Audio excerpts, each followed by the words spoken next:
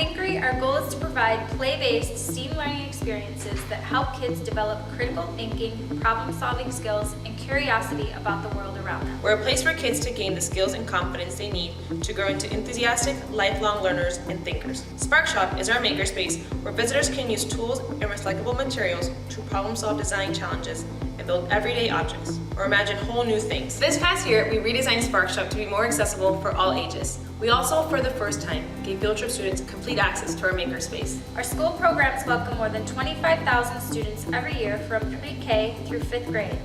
The majority of those are kids from low-income Title I schools, so it's often the first time they visited a museum or participated in maker activities. As you can imagine, that many students equals a lot of wear and tear.